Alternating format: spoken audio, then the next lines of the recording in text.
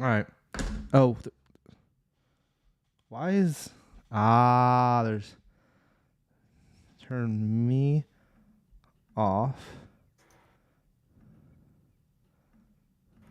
Okay.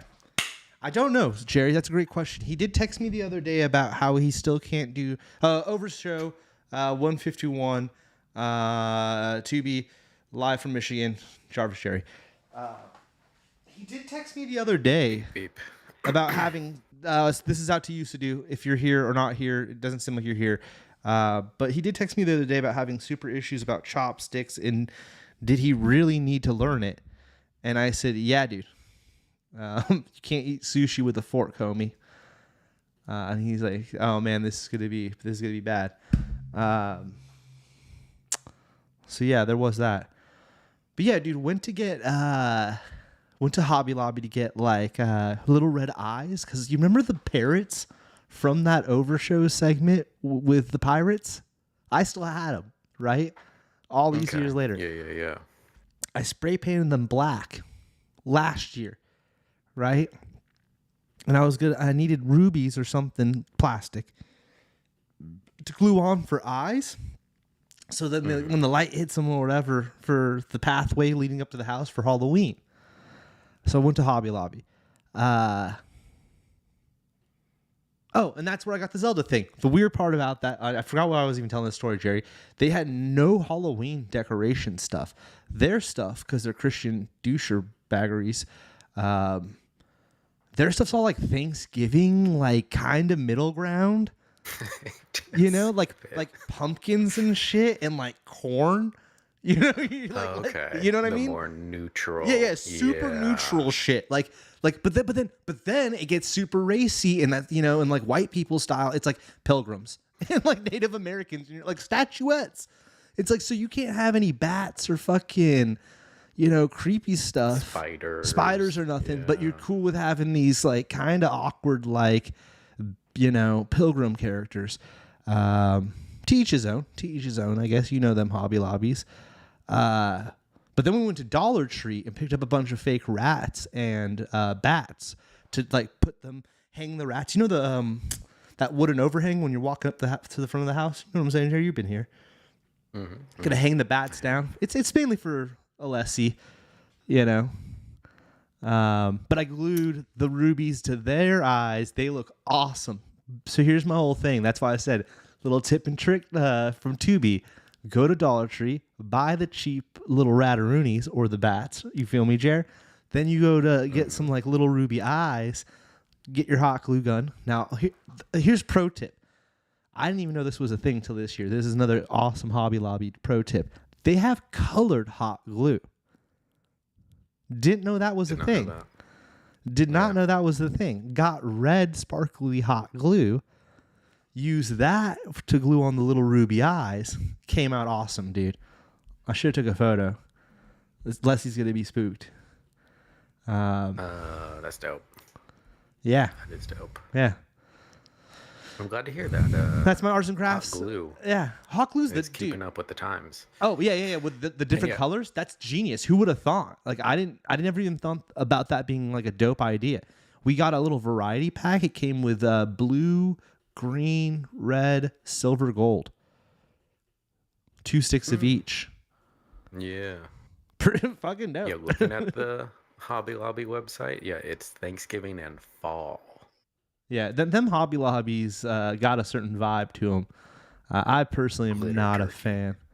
Not a fan personally. That, you know, I wanted like Halloween stuff. I like Halloween, you know. And again, like, you know, a spider and a bat is pretty basic, neutral in my opinion. Yeah, like, fine if you don't want ghosts or witches, whatever. But like, you can have the bugs.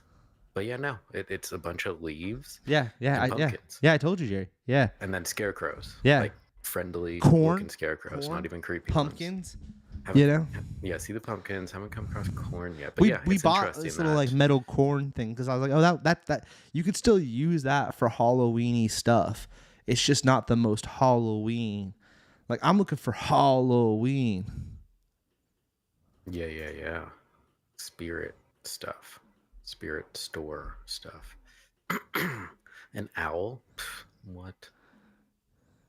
Yeah, it's definitely not at all giving those spooky vibes.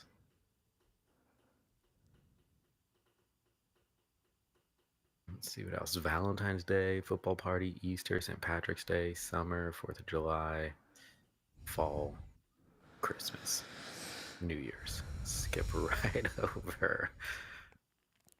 over Halloween. Mm. Mm. But makes sense, as you said. The more you know. Yeah. Yeah. But since we're on the topic and you already have it pulled up, Yeah. Yeah. I watched The Monkey. Yeah. That's a spooky, goofy little. Got a code red tonight. Last of the Star Wars cans. Nice. Mm. I should have refrigerated mine. Watch The Monkey. It's definitely like goofy in how over the top the deaths are, but like I guess that's the whole point of the movie of how like just absurd it can be. Um, but like yeah, I don't know. It's worth a watch. Watch it on Hulu. Pre Jimmy Fallon uproar stuff. But yeah, I don't know. There were some cool deaths in it. It was like interesting. Karina also enjoyed it. It's based on the Stephen King thing book story. It's a story, and then the what Psycho, that guy, his son directed it and wrote it. Um, but yeah, I don't know. It's a good little goof about laughing movie with the way some of the people die in it. You know, if you got 90 minutes, it's worth checking out. What I would say. Oh, what did I do? Oh, yeah. Okay, that's what I was about to do. Yeah. What did this guy? Okay. And this is on HBO Masterfield. No, Hulu. Oh, Hulu. Hulu. Wait, he what? And She-Hulk is the mom in it. Oh, he directed Longlegs. Did you say Yeah, that? it's the no, I said it was the Psycho guy's son, Okay. Anthony Perkins or whatever. That it is like, oh yes, he did direct Longlegs. So yeah, Longlegs guy directed this. Yeah, it's a silly horror movie. Hmm. Worth a gander if you're looking for something that's not like terrifying, you know, like nothing. Anyone standing? Oh, Adam Scott. Oh wow. Oh wow. Elijah. Okay. Oh yeah. They have like Isn't smaller that the guy? Isn't parts that the too. director dude right there? Mm-hmm. Mm-hmm. Interesting.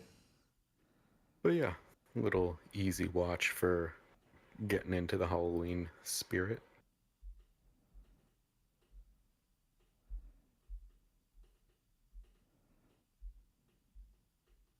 Oh yeah, he was in the movie, I guess.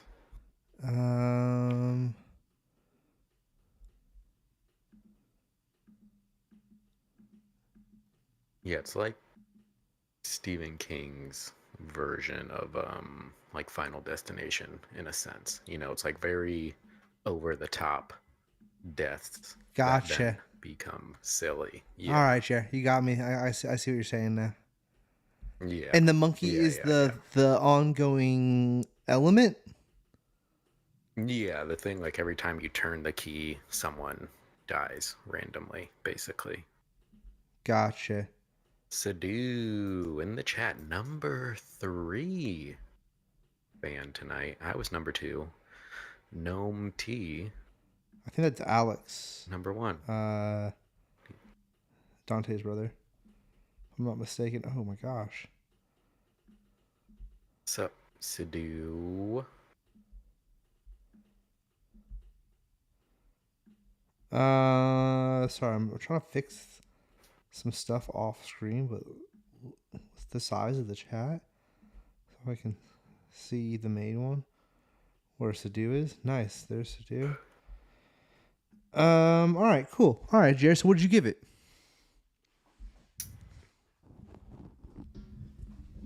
Maybe B minus C plus. Like again, it's not. I'm not gonna go around recommending it like, oh my god, you have to watch this. But like, sure, if you're looking for easy little Halloween movie, go for it. But like, yeah, And Halloween's no up one's and gonna coming. walk away like, yeah, no one's gonna be walking away from that thinking like, oh my god, I'm so glad I saw the best thing ever. But like, it was cool. It was a fun movie. Nick Okay. watched it and was like, oh, it's it's funny. So yeah, B minus, C plus. Nothing crazy, but like, it was cool. Like I popped it on late. I think I like started around midnight, and Karina stayed up to watch it. So I guess that says something. She usually goes to bed early, but she stayed through it all. I was a little surprised by that. She's not typically What's the running horror time? movie. I think 90 minutes. Hour and a half, yeah. 98. Yeah. Not bad. Yeah, no. In and out.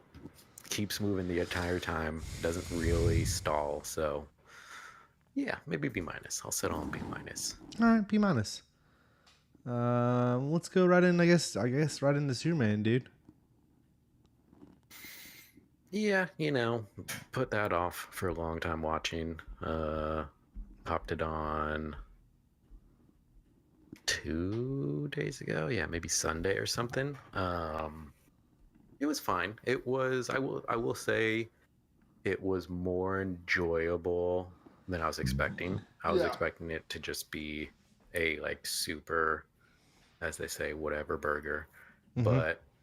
Like, I don't know. There was something, because like Karina and I were talking about it as watching of like, there's definitely some dumb something about like that I feel they went back to like some of the old school Superman vibes. Like it definitely feels like the style's like, oh, it's the 50s or whatever, but it's definitely not. It's like modern times, and like it weirdly works. It does. Well, It's, it's definitely not our world. You feel like it's not here. You're like, oh, cool. This is like something different. It doesn't feel grounded it like feels grounded in their world. Exactly. But not here. Yeah. Everybody accepts that there's Superman and superheroes, and it's just day to day that aliens pop up and blah, blah, blah. It's not like how all superhero films recently, it's like, oh, the start of it, and like the world's just experienced them. It's like, oh, you get the vibe. They've been in this. Oh, it jumps right up in that bitch, right? They're just rocking with it. And it's like, oh, well, it worked. I will say the trailers gave away some of the funnier scenes. Yeah. Like with, the trailers Super suck nowadays, dude. And then, and like when he goes to Lex to get the dog back, like that's a funny scene, but they showed all that stuff before that. I don't think there was much in the movie that's like, well, I wasn't expecting that. I wasn't expecting Peacemaker, which we'll get into in a minute. So we'll talk about that next. Yeah, we'll talk about that next year. But probably. I mean, I just wasn't expecting. I should have though, I guess, because it's James Gunn. Here's the easiest way to do it, Jerry. Exactly. Yeah. Is you go through the characters real quick. Like, was he a good Clark Kent? He was a decent Clark Kent. She was all right. I think there's been other Loises that I liked better in the past, but this is first swing at it. So because I kind of like the Lois from was it the show called Lois and Lane? Lois and Clark, Clark and Lois. That ended recently. Whatever, doesn't matter, bro. This character sucked, bro. Unnecessary. I didn't like the head flipping thing, the fight thing where it's shooting stuff. Like it just didn't feel like super necessary. Like you already got Bizarro evil Superman clone. Like we don't need this. He was cool. And she did the like handstand thing and like flipped her face. It was like you could have just turned around. I've seen so many memes about that. That took. I've seen so many memes, Jared. There's so many memes on that. I didn't really super notice it in theater, but then when I saw the memes and stuff, I was like, yeah, totally. Homie's a great. I thought this dude was a good Lex Luthor. I I was don't. surprised by that. Yeah, it was Especially interesting. following Jesse Eisenberg. I like Jesse Eisenberg as that character as well, though. God, I hated him. Like Nick and I were just talking about Batman vs Superman last night, and it's like, oh my God, he was such, in my opinion, such a bad Lex Luthor. I hated Jesse. I just like Jesse Eisenberg. Whatever. Either way. Either way. Yeah, moving on. I can see that though, Jared. You know what? I need to go back and watch that film to really judge it again. But here, let's get into this real quick. Everyone that works at the Daily Planet almost felt useless, though. I have to point this out. Mm-hmm. You know, like I like this Superman film, but all of the Daily Planet characters, although I do love this guy, he's from that zombie show that I used to love with Timothy Olyphant and Drew Barrymore, San Clemente Diet or whatever. Who is he? He's playing Jimmy Olsen. No, but who is he in the other show? He's the next door neighbor who starts dating the girl. Oh. He's the neighbor boy, whose stepdad's a cop or some shit, who's a prick, and he knows he's in on the Drew Barrymore being a zombie. But I'm always used to see Homie. I like him as an actor, so it was cool to see him in this. This guy, he's a great actor. Seen him in a bunch of different things over the years. There's something recently I watched him in. It doesn't matter.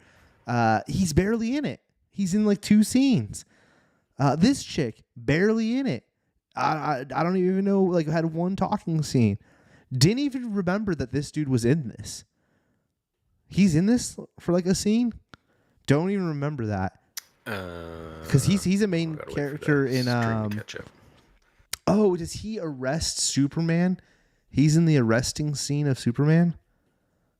That must be what he's in. Oh, when there's a. Oh my God, Jared! I totally forgot to share. You gotta remind me that I forgot to share the thing with you. I see what you're saying. In the meeting when he's talking to Lex, he's definitely there. He's, like you said, he's there for like a second or two. And they drop his name. They definitely say like, "Oh, Captain Flag," or whatever his name is. Randall? You see that now, right? It's on sharing on your end. Yeah. All right, my bad. Rick Flag. Yeah. Whose son? The name. He's senior. His son gets killed in Suicide Squad. Oh, I was like, did they just ignore? Because I remember that. I was like, wait, I thought he was in one of the other movies. The chick was cool. Her falling in love with Jimmy Olsen and all that was funny. She did a good job. This character was interesting. Clearly, we need to see more, but also just like another classic CGI bullshit character or whatever. It was cool though, and I thought Homie does a great job as Superman. The dog, amazing. Loved the dog. Didn't think I was going to. Thought I was gonna think it was a Grogu kind of moment, but I ended up loving the dog. I don't know how you felt. Dog was fine. Dog was definitely not. He wasn't annoying. He wasn't as corny as I thought it was gonna be. Annoying. Yeah, it was like, all right, they worked all of that stuff that I did think was going to be super cheesy and lame. Is like, oh, well, it actually worked in the film. This was my favorite character I didn't see coming in the movie, was Mr. Terrific. I thought he was the most interesting, but also, like, you saw him the most, too, so I don't know. Like, maybe we were supposed to like him the most. Interesting. I like this actor. Yeah, I hate the haircut. Yeah, but I think they want you to hate the haircut, though. You feel me, Jerry? Like it's like on purpose. Yeah, it's just you don't see bowl cuts that often. Hated the robots. I hate humanoid looking robots. Interesting or something. Interesting costume. Didn't see much out of these characters, so can't really judge them. And then this is just Superman. Yeah, they were, like you said, Mr. Terrific, I think, had the most. I think he was the most standout. Time out of the group. And like everybody at the Daily Planet, other than Lois and Jimmy Olsen, like this guy, this chick, the boss man, and there's another character that's not being shown right here that was also like a part of that. I feel like maybe another gentleman. Either way, barely shown, but at the same time shown enough to where it was like they clearly wanted us to remember them. You know what I mean? It's weird. Yeah. Yeah, and Jimmy's the only one that's like, hey, there he is. You know, everyone else is like, okay. Well, they it's not had like to because he's like J. the one. Jamerson, Yeah, J.J. Jameson or whatever. yeah, yeah. It was a cool movie. Like I liked it a lot more than I thought I was going to, for sure. Yeah.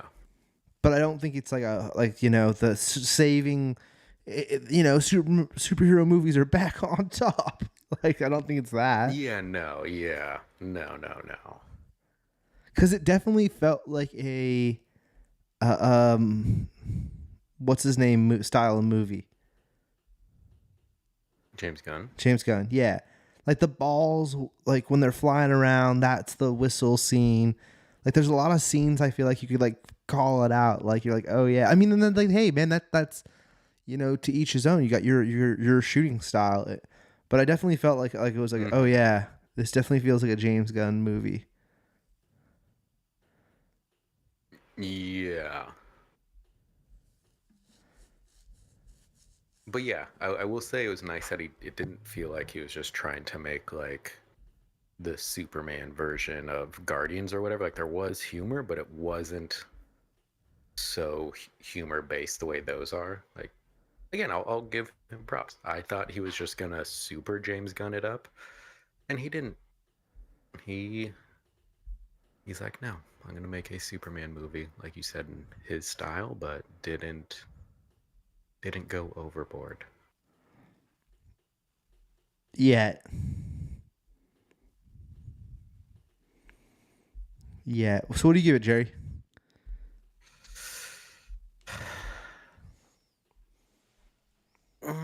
Probably also a B minus, C plus. Like you said, it That's didn't like make me where like, I feel like I put it.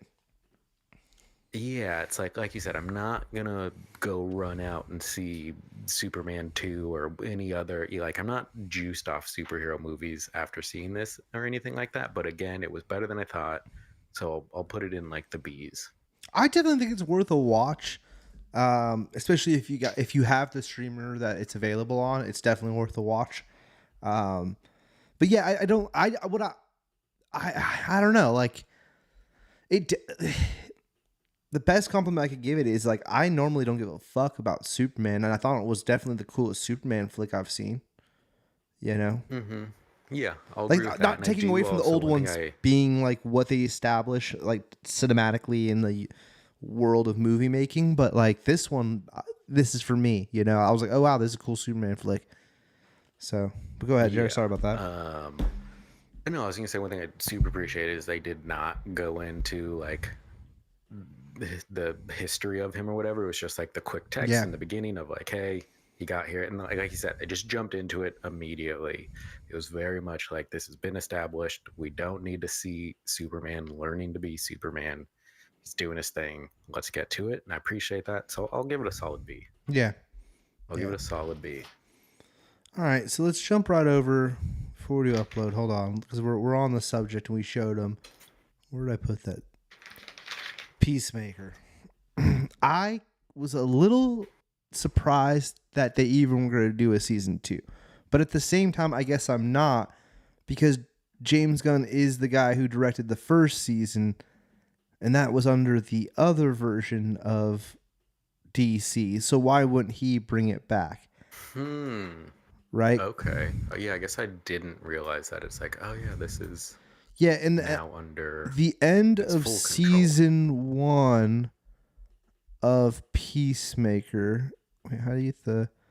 I wonder if they show it. Oh yeah, I never finished it, but I know what you're talking about, and I saw it. Because everybody was like, there's a shot so where I looked it up. Yeah, here you go. Here you go. The guys pull up. Right, Jer? There you go.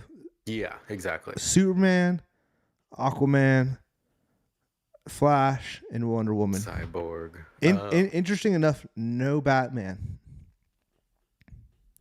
Mm-hmm. Right. Or Cyborg, Jerry. Correct. So they're, I don't know, whatever. Doesn't matter. And in the new show, spoilers, everybody. Jerry, I know doesn't give a shit. He just rewrites this scene where there's Superman, because it worked out perfectly too. Because like, look, you can't see. It's not like you see Henry Cavill. Who it is. So he just reshot this scene in the sense of like he took out these three bozos and put in Hawk Girl and fucking Green Lantern, the new Green Lantern, and that's that. And then they do like a one-liner together. They also appear later in another episode, or later in that same episode. Maybe the next episode, whatever. They appear. They've appeared a couple times now, right? Hawkeye, Hawk Girl, and Green Lantern. Superman has not appeared. Mm-hmm. Superman has not appeared. They actually kind of just cut that part of the scene out. They don't show this exact shot, kind of. Anyways, that's how they rewrote it. They just changed it up that way, which I guess puts him in. I don't know. I'm still very confused. The show's interesting. It's got some funny moments to it. It's funny they brought back what's his name, homie that Michael Rook, yeah. Which you know, I feel like he always works with, or at least Guardians and shit, right? It's cool. It's interesting. His wife is the hot chick in the show, the love interest, which is interesting. James Gunn's wife. I did not know any of that. Yeah. We're just like, you wrote your wife in as the hot chick love interest. Interesting. I mean, that's cool. I would do the same, I guess, if I had my own TV show. Right? So why not? Overall, right now, I think it's like midway through the season, I would assume. It's cool. It's interesting. I'm not super loving it. I'm very curious to see where they take it, because like his dad comes back, Jerry, and I don't know if you did you watch the first season? His dad is like half of it. His dad's like a white supremacist superhero. He's like the Klan's superhero. Did not get that far. Yeah, and that's who makes his helmets. And then in this series, he's like he's still alive, and so is his like brother in some like bizarro world. And they keep going back there, and it's like, wait, what's going on here? Because I thought that I don't know. I'm very confused. So we'll see. I'm definitely gonna finish it. Right now, I give it a C plus B minus. Okay. I wouldn't like recommend it. I'm not saying go out of your way to watch it.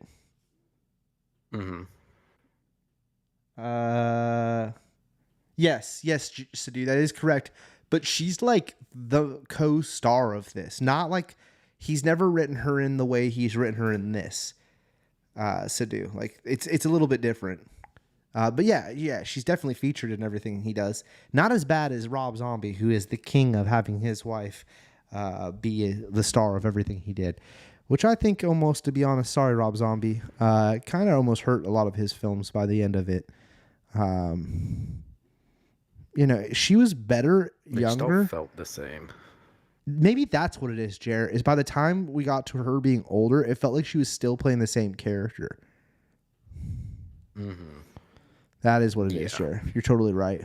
Or you know what it was? Is that they should have just took a break in the middle there, and he should have hired other people. And then when they came back for that later one or whatever, it would have hit more. You know what I mean? Whatever. That's off subject. Yeah. That's off subject. Yeah. It's parallel. Parallel, yeah. I do like homie that plays. Oh my god, this fucking. Whatever this character's name is. Keep going, fucking hear it. He's great. Yeah. Oh. And the ladies' man's in it. Tim Meadows. He's in the season, Jared, and he actually is. Who does he play? He plays like a FBI or a CIA agent, and I do love me some Tim Meadows. He's amazing. So if you like Tim Meadows, it's definitely worth watching some of his one-liners. And with that, my friends, we will move on. Jerry, upload. Hold on 1 sec. This cat's like running around. Let me go give her some food real quick. All right, I'm gonna move on to Donkey Schlong. I beat it, and then I put it in here. That was weeks ago. I beat it on stream, so you may or may not know. It was cool. Good times were had. It's a very enjoyable game. I would recommend it to anyone who likes platformers or open world platformers. Yeah. And that's about it on the Donkey Kong. What would I give it? This to be honest, I would probably say Donkey Kong was my game of the year. Thank you, Sadu. But when it really comes down to it and you go against Mario Kart has a lot more replayability. You know, I'm gonna be able to go back to Mario Kart time and time again. This game, not so much. You know, well, they just released some DLC, which I also thought was kind of some bullshit, because I had just beaten the game, literally just beaten it, and then a week later they announced DLC for $20, right? Which is some bullshit, folks. And I normally am a Nintendo fanboy and will never speak badly upon the Lord and Savior Nintendo. But this, to me, was some bullshit, and I think we talked about that when I watched the Direct live on here. You could go back and watch that. But as a game, as a whole, it's a must-play if you have the Switch 2. I think it is the must-play right now for the Switch 2. But I think for Game of the Year, I might go Mario Kart, because that is the one you're going to end up spending a lot more time with in the long run. Yeah. But definitely, what do you think the next S-tier game. Switch 2 game you'll play? That's actually for the Switch 2? Yeah. You're gonna be like Metroid at some point, like not that or like, that Star right Wars when it drops, but yeah, we did talk about that. Yeah, because I do want to play that Star Wars Outlaw game or Metroid. It's one of the two of those. I probably won't pick up Pokemon immediately, especially because I'm playing Arceus right now. I'm about probably halfway through that, which honestly is a great game too. A lot better than the other ones. A lot better. I'd say this, Jerry. If you said, "Hey, Tubi, which Pokemon on the Switch?" Because now I've played all the mainstream ones or mainline ones. I think that's what they call it. I'm not the king of video game knowledge. Yeah, sounds right. I would probably say Arceus is the one to go with. It's got the thing though, and we're totally jumping around now. The thing that I have to mention, because I'm playing it currently, that it bothers me is the other games, right, Jerry? You can throw a Pokemon and it will just fight random other Pokemon, and then you're earning XP and you're walking. And I like that, because you could just do that and then do your thing, gather some other shit, do your thing. It was a nice little side tracker. They need to add that. And this one, you could just throw and catch Pokemon without even going into battle, which I also like and thought was a cool element. It's they need a mix. I hope the next game is a mixture of both those elements coming together. From the Violet, whatever the fuck those games are called. It was Violet and Scarlet or something. Were those the last two? And then Sword and Shield, Violet and Scarlet. Yeah, take those elements and mix it in with a little bit of the Arceus, and then they'd have a perfect game with still the shittiest graphics you've ever fucking seen, right? Because it is still the shittiest graphics. That's another thing about the Donkey Kong game. Pretty good fucking graphics, kind of a Mario game where it just looks finished. It's not fucking Pokemon where it looks unfinished and you're getting a half-assy, thing. This is a fantastic game. Definitely an S tier. Let's move the fuck on, though. We can't talk too long about that. I'm just going to bump these out real quick just to get things out of here. I watched both of these, just the first two, Rush Hour 1 and Rush Hour 2. Gotta say, Rush Hour 1 is a fucking classic. Can do no wrong. Is it a little, some of the jokes a little more edgier now than they were in 98? Oh, yeah. Fuck yeah, they are. But it almost makes it better, to be honest. It's a fantastic film. Chris Tucker is just amazing in it. Jackie can do no wrong. Loved it. I feel like the second one though, dude, and I need to watch the third, but this second one definitely felt like a calling it in paycheck.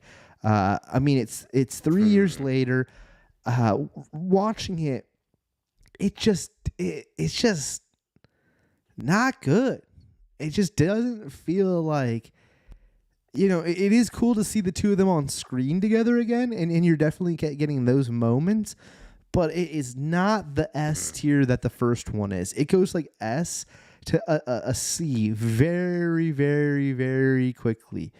I mean, that first one, though, is fantastic. And like I said, it's still a C with the second one.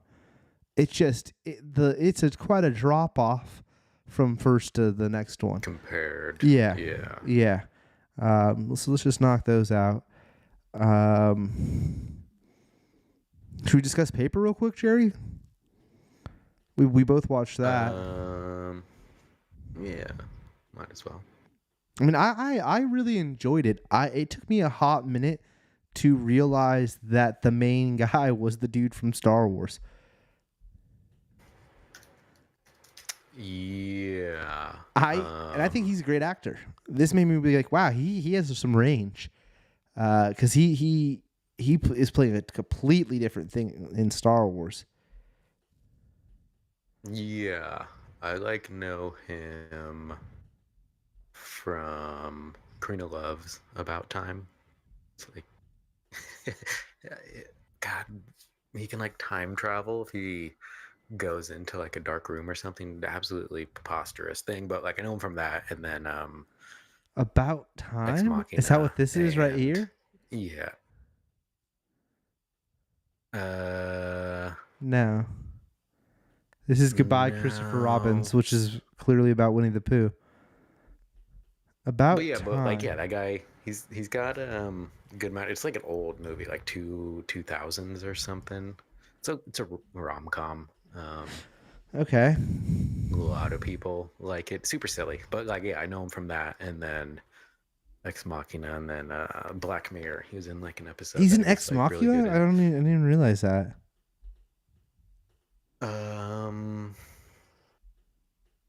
Yeah.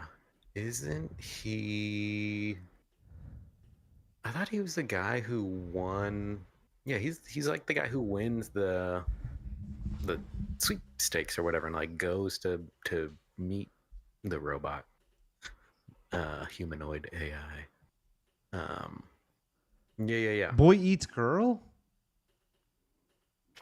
No, you said About Time. I don't know why. Huh. Either way. So this guy's been in hell of shit. I didn't even know that. I just knew him as... Yeah. He's been around for a minute. Officer Huxtable or whatever the fuck. General Huxtable. About Time. 2013. Oh, way later than I thought. Yeah, I don't know. Karina loves it. Oh, I think Rachel it's super McAdams. silly. Okay. Yeah, and he times travels all around the world.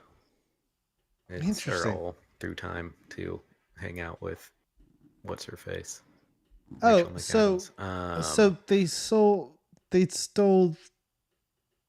my one of my favorite movies, which is a horrible film, but the Wachowski siblings, Cloud Atlas, because that's kind of the same premise in that film too, only super creepy, where Tom Hanks keeps following what's Halle Berry? Isn't that's the same thing? Absolutely. That's the same thing. Hated. Jerry, that is the same storyline, though. Am I wrong? That's very similar. There's another one. Very similar. There's another one that's like actually creepy. Who is it? Because it's like this dude like travels back in time to when the girl's like a kid and meets her. It's I don't like very that. I don't like God. that. Yeah, no, it's definitely a thing where people are like, oh, blah blah blah, and Karina's like, no, that movie's super awkward. Like yeah, I'll try to remember the name. But I don't know.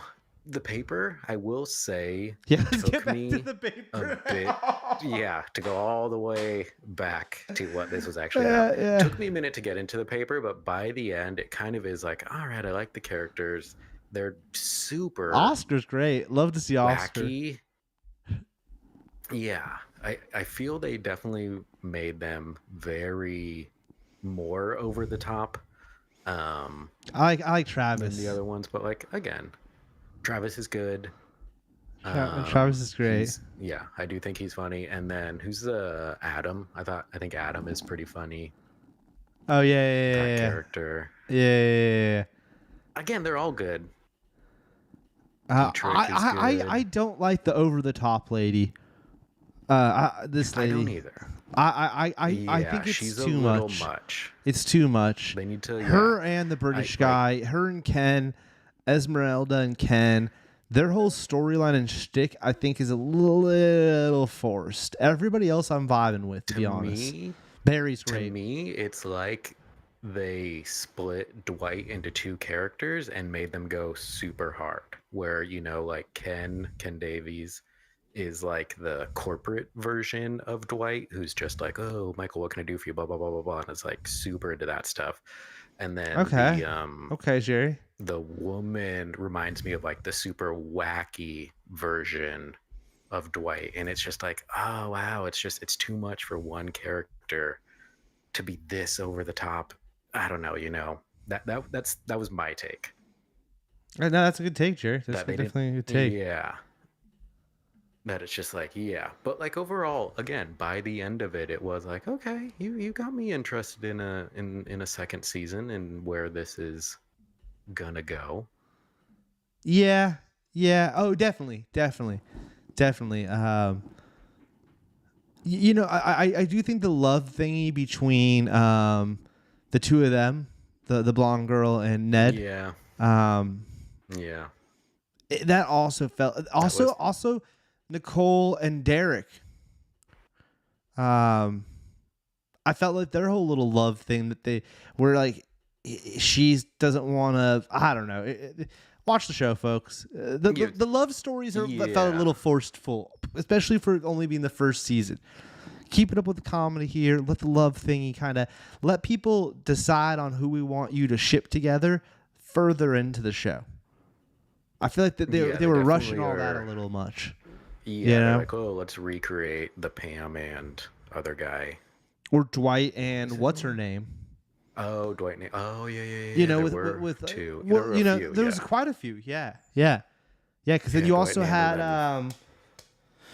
God, what were the Mindy Project chick and Ryan?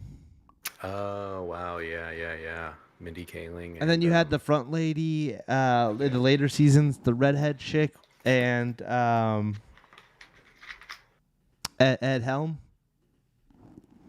started dating, but then they did. Yeah, they did a hell of people. Now thinking about it, yeah, because they also did what's his name in the shipping department? Because he also dated Mindy Project at one point. He was also on Brooklyn Nine. Yeah, Daryl. Yes.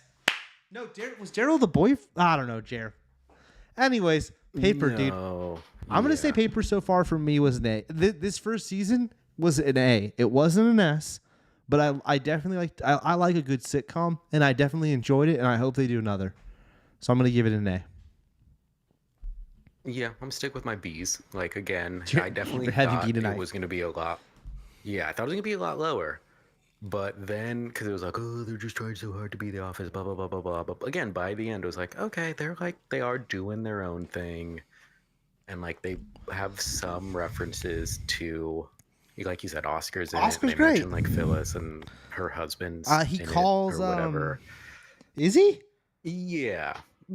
I think like the first episode, he mentions that like, oh, the office building actually is like shut down now or whatever. Like they have him for a second. I thought there was going to be a lot more cameos He from calls the original cast. When Oscar gets something in the paper, he calls, what's his name? Oh my god, it was one of my favorite characters on the show.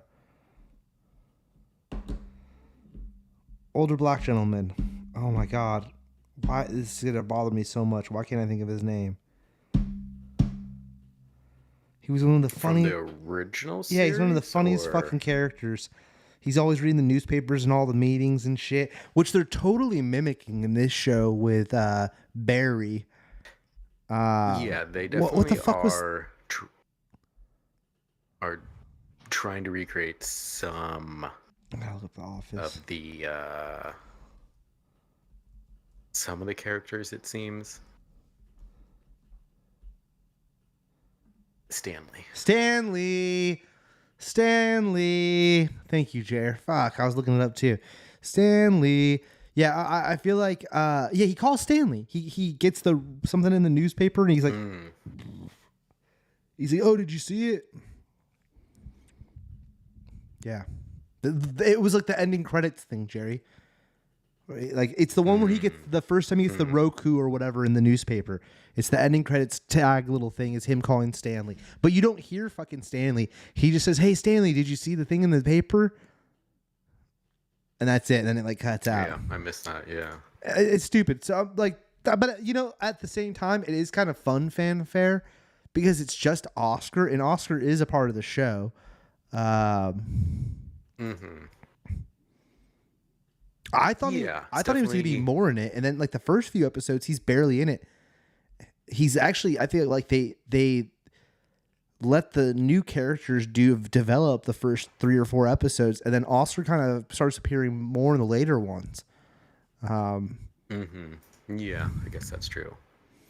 Because they had to give him fucking scenes, or else why the hell would he have signed on? But maybe they also edited it down, Jerry. Like, who knows? You know, like they shot a bunch of shit and then they edit it up a certain way. I don't know. It's cool. Let's move on. Fucking paper. Aliens Earth. I mean, I don't want to say too much to spoil it for anybody because this is one of the probably I'm assuming I don't know about Jerry, but it's gonna be probably my show of the year. Yeah, it's been fantastic. It's definitely S tier. Timothy Olyphant, man. He's my favorite. He's really good in it.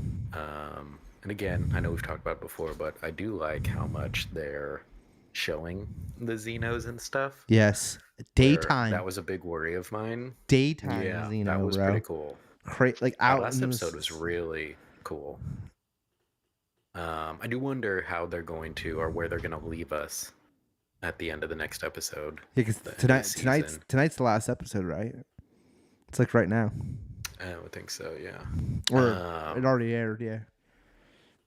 Yeah, so yeah, I don't know. I've been enjoying it. I like that we're getting all this other insight to the like synthetics and androids and stuff like that. That it's a interesting take, and you know, I know before we talked about like, oh, hope they don't like focus too much on the other alien species or whatever, and it's like they're not. You know, they definitely did some, but it's like no, it's still very much Xeno. And they incorporated the Xeno it's cool. while incorporating the other ones. You know what I mean, Jerry? Like with that, which I really like that scene with the eyeball fights the Xeno in that cool way. Oh yeah. This guy's amazing. This dude, he's really good. Let's look and see what else he's done because I've been very impressed by him. All the like robots or synthetics or whatever, they've all been super interesting because they're all different and they're all like they all have their own motivations for what they're doing throughout it all. That it's like, oh, this is pretty cool. Like you get just the different levels of like how evil they are, I guess. Or maybe not evil, but again, just how self-motivated yeah, for sure. they are in the end.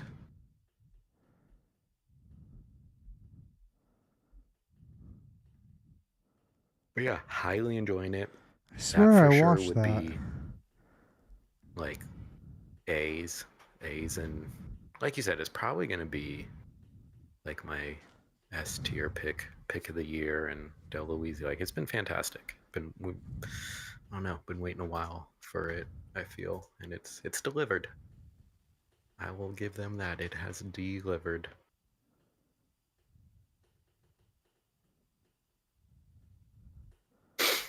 Huh.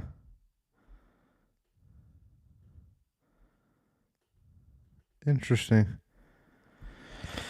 This is like the first thing homie was in. He's great.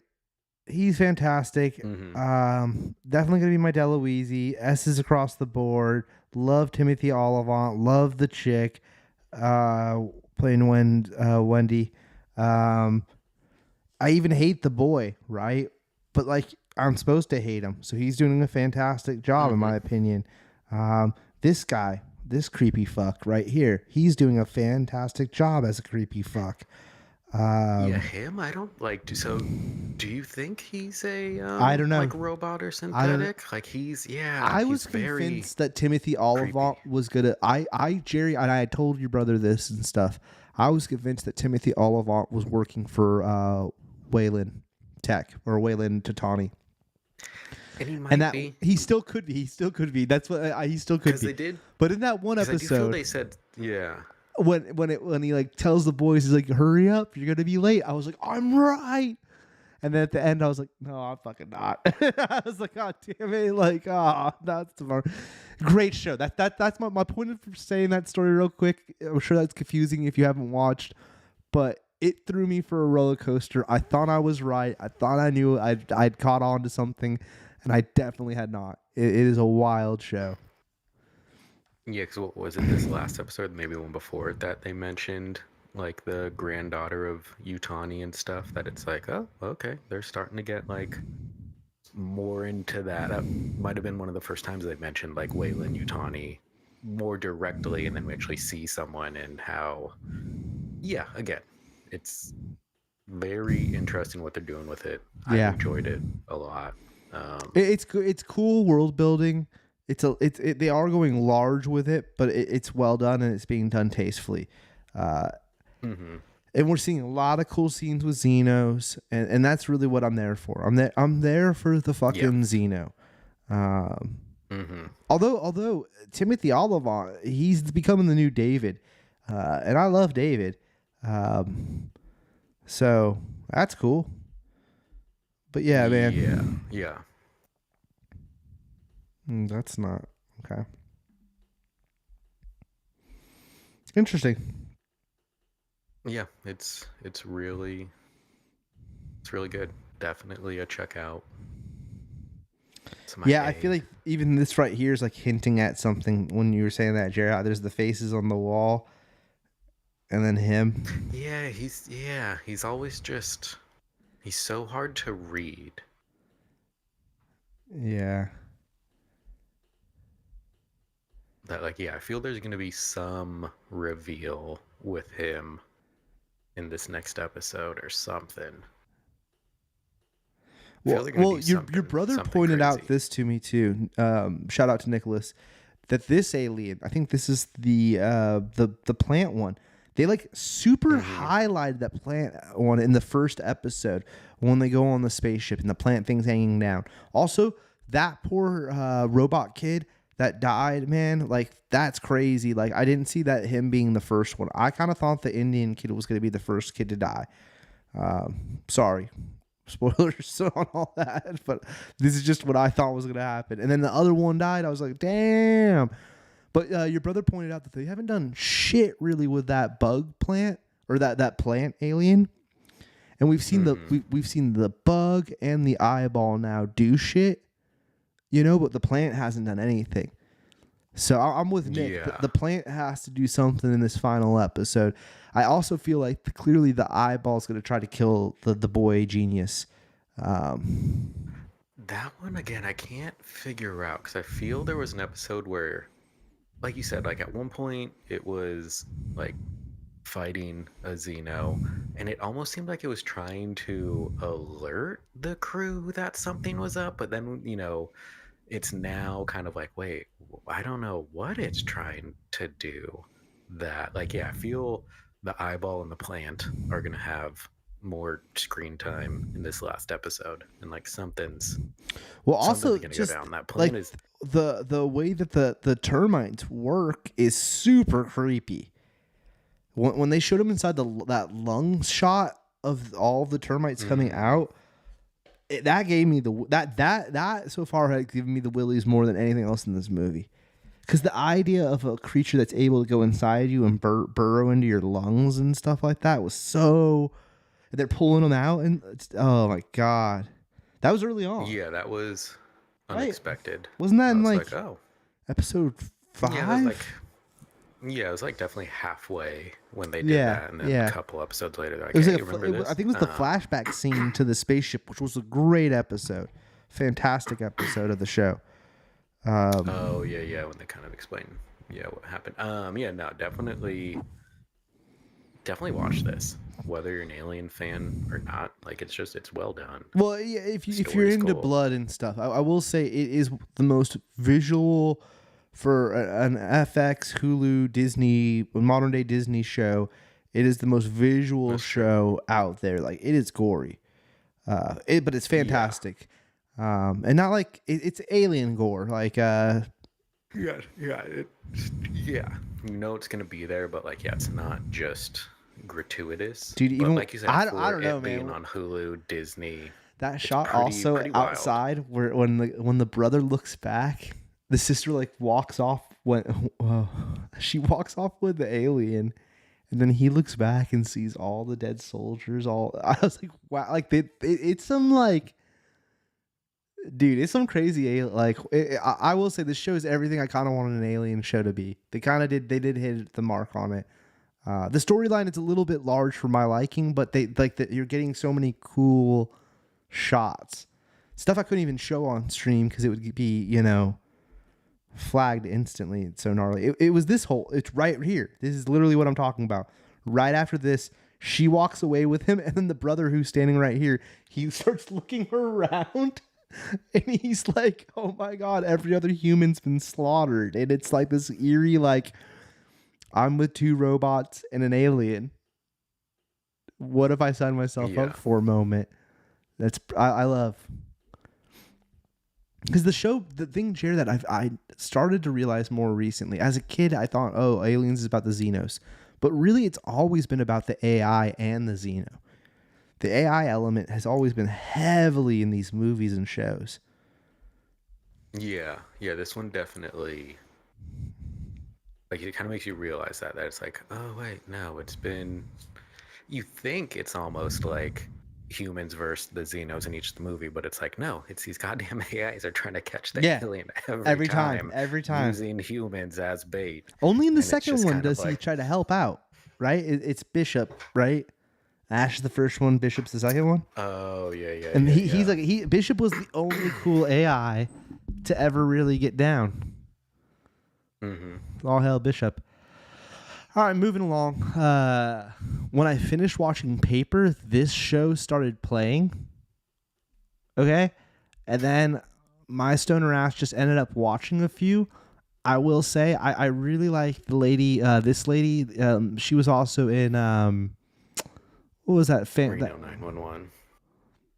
You're right, Cher. She was. That was not what I was thinking of, though. I was going to say that family show she had with the Goldblums. Wasn't she the mom in the Goldblums? Oh, I have no idea. I never watched that. Yeah, Karina and I watched this show. Am I tripping? I will say, I think I definitely like, if we're going to do a mockumentary talking head interview show, I definitely like the Paper. Yeah, she was Goldblums.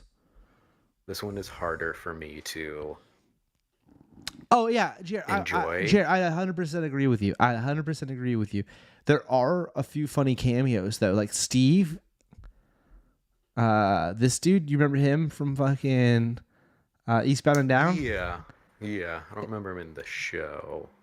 He plays what's her name? This chick's boyfriend.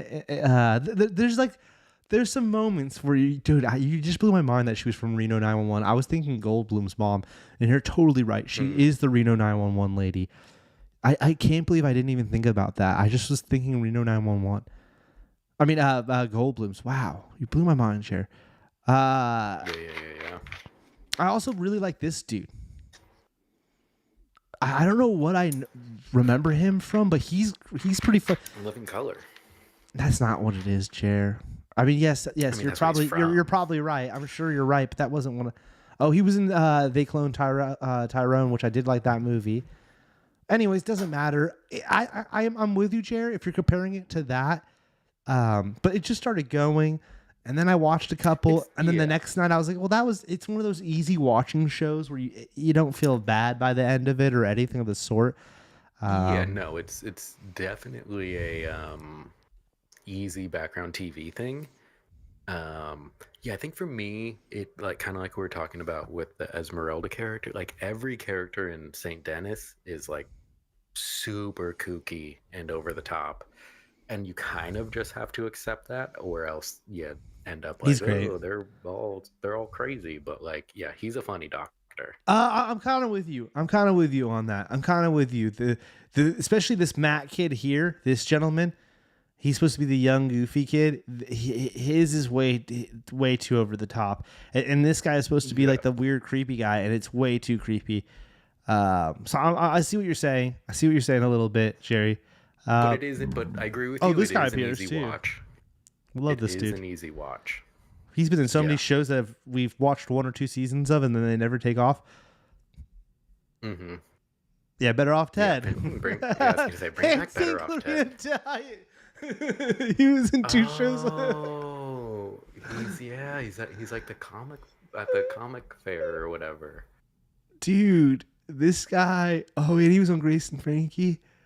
This guy, I swear, is in like all the shows I watch, or a lot of them. I watched that Neighbors too. That Neighbors. Remember, I watched that. I think I talked about it on here before. Mm-hmm. Yeah, you did. Wow. Never watched Dr. Ken. Never watched Dr. Ken.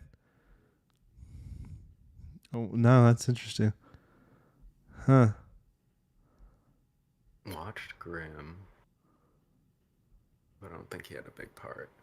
No. That guy definitely pops up and stuff and is like, oh, you're super funny, man. Yeah. Stevie, though, too. I hadn't seen this dude in forever. Kind of took me back seeing him. I was like, no fucking way. Recently? Nothing. He does a lot of voice acting because I already looked him up. He does a ton of voice acting and stuff. And we'll do like TV appearances every now and then, kind of like what he's doing in this show, where he plays like an off character, but he's not, and he's funny. Mm-hmm. Anyways, yeah, I'm with you, Jared. I give this show a C, just a C. I continue to watch it. I don't think it will go very long, to be honest. Not to be mean, but I could see this coming and going. It's definitely a like, I have nothing else to watch. Let me pop that on type. But it's like, I'm not like waiting for it to come out. Like we watched the first episode of the second season of High Potential. Like that's a good one. I like. I was a little lost on that one because I didn't remember. It's been a while, and like the end of last season, I remember the homie who stole the Shrek statue in Entourage. Yeah, I have no idea. Same here. I don't actually know what's going on. So all of a sudden, happened at the end of the first. Yeah, one. And now they're trying to connect it to being like the show used to be episodic, where she would figure out a murder or whatever by the end of the episode, and then this opening season, they're like trying to make like a big overhaul storyline, and it instantly confused me. Yeah, it's definitely like, it's been a minute, and like you said, it's like, I don't remember you guys focusing that much on... But I do like her. She's great. Yeah. She's fantastic. Yeah, she's super funny. Yeah, I'm glad they brought that back. We'll definitely talk about that later. Oh, I watched this, which I had never heard about this. It's on Amazon right now. And this is literally just a knockoff fucking Indiana Jones movie. That's kind of more racist. I've never heard of it. and the stunts are way shittier and way more ridiculous. Like he falls off a tank and then perfectly lands in between both the things and it rolls over him. Just like crazy stunts where you're like, that was absurd.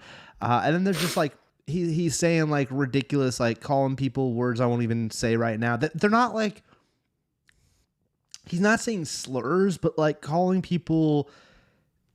I guess they are slurs. I don't know. I guess it's depending on how you would define that. Either way, it was weird. I don't even know how to explain it. It definitely felt like a movie for the times. I'd never heard about it, right? So I saw the movie poster, which actually was this one right here. And I was like, oh, wow, that's like a knockoff fucking Indiana Jones. So I Googled it real quick, and lo and behold, yeah, it was. They made 2, and they were trying for a long time to make the 3rd. So I was like, huh, that's interesting.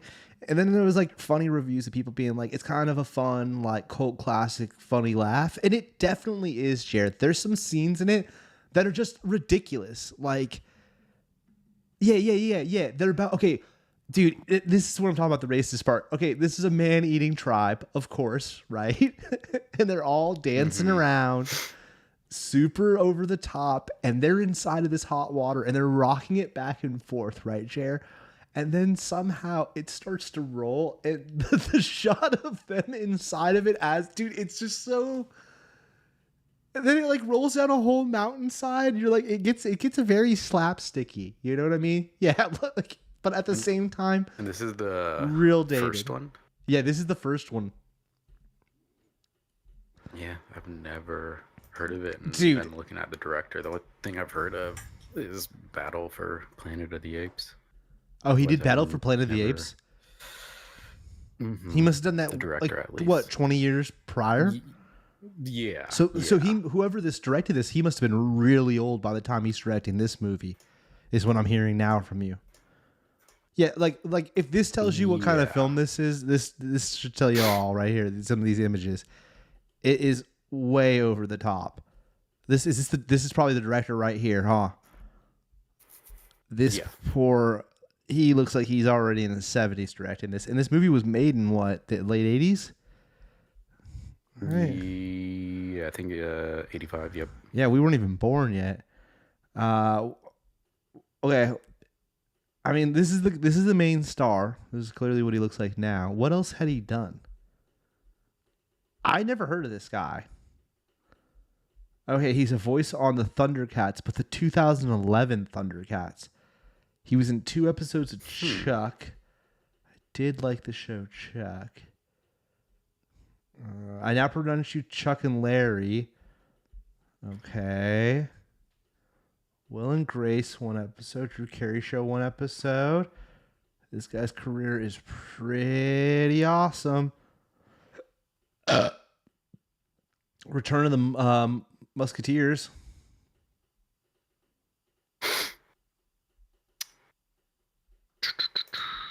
One of the writers for the movie did Police Academy. Oh, 3, he was in the 4, original 5. 4 Musketeers. So that must be like his. Oh, he did what that guy's Operation from, Jerry. Dumbo. He was a musketeer in the 1970s Musketeers movies. This guy was. So then he did that, and then by the 80s he was like washed up probably. Oh, did he pass on this past year? He did, didn't he? That's sad. Oh, I feel bad. Well, you know what, dude? I watched that movie in your honor, homie.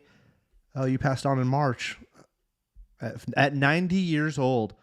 Fucking A, bro. Well, good on you, bro. Oh my god. And you had you had an awesome career. You did a ton of movies. And you were in Alfred Hitchcock movies in 1959, Jer. He was in a Hitchcock. Which one? Just one of his presents. One of the TVs. Mm-hmm. So that doesn't mean he actually directed them on screen, but still. we didn't need to get into the nitty gritty of it, but I would give this movie a definite C. But if you're looking for a solid laugh of like an old, like kind of bootsy film, the special effects are great though because they are practical. There's definitely no digital in this. I like how they call them German explorers. They're like knockoff Nazis too. Like they couldn't even get the rights to like Nazis. Like you know in Indiana Jones he's actually fighting the Nazis, right? In this one they're just German explorers, right? But in the movie they're Nazis. They're in like look right here. You can see he's in a Nazi outfit, but it's like a cheap ass one. Like I can't explain it. Like everything in this movie is super low budget. Well, actually, let's scroll down. Yeah. What did they shoot it for? Oh, right here. 12 million. Oh my god. There's no fucking way. Yeah, that's wild. That has to be like with Estimated? inflation and stuff. That's crazy. That is so crazy for a movie in the 80s. Was this drug front?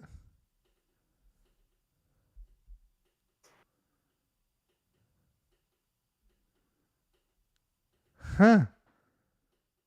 I'm mind blown by that number. It didn't. I guess I don't even know what to say to that. That's crazy. All right. Well, that was a C movie. Upload, Jerry. Yeah. Say Amazon TV show. I guess it came out in 2020 and then ended earlier this year, I guess. We watched it this year. It's like a sci-fi comedy. And it's like You said it was Amazon, in the Jerry? future it's like yeah, it's Amazon, and it's like in the future it's like 2033, and it's like you can upload your consciousness to a server or whatever, and then they put you in this virtual world so you can like live forever or whatever. And it's about the main guy, Nathan, guy in the middle. He like dies, and like they upload him to the thing, and it's him trying to figure out who murdered him, at least the first two, and that's like his best friend. It's funny. It's really funny. Really? Like the friend who's there, that guy. Wait, he's an wait, AI, wait. He, Is this not? No, that's not the same girl from the Aliens. Go ahead. Sorry. maybe, I have no idea. But the redheaded guy is like AI, who's like does all the service stuff for the hotel or whatever, and he's hilarious. Yeah, it's a really funny movie. We put it MGM on Studios. randomly, and like it was well worth it. It's like 3 full seasons and then like a 4-episode fourth season, so they could wrap it up. And like her and the other girl are like angels who like help people. Like, you know, they work in the real world, but they're like the tech support basically. It's like, hey, my bed disappeared, help me, and then they pop in or whatever. But I know him. yeah, it's a from comedy. something. I know him. He plays the guy who got his ear or something chopped off and got fired from the Animal Show with fuck, what the fuck's his name? The Community dude. His Oh, Joe McHale. Yeah. I know him from Animal Control. Yeah, Animal Control. But yeah, I think he was in something else. I don't know. I don't know. Yeah, it's a comedy. I'll watch this, It's Jared. really funny. I'll definitely watch this. Yeah, it's only like 30, 34 episodes or something. That's the blonde girl's like his girlfriend. In who, real like, life? convinces him to yeah, like there he convinces him like, hey, because he gets in a car accident and like, hey, you can like upload and we can be together forever. And so it's like her dealing with that. I don't know. It's really funny. Definitely worth it. I would say it's like B plus, maybe A minus. Like again, it's not mind blowing by any means, but it was a fun watch. Because I feel it was a thing where it's like, oh, like play Switch or something, and it's like, oh, kind of ended up just watching the episodes. Yeah, I was doing that with Because Pokemon they were funny.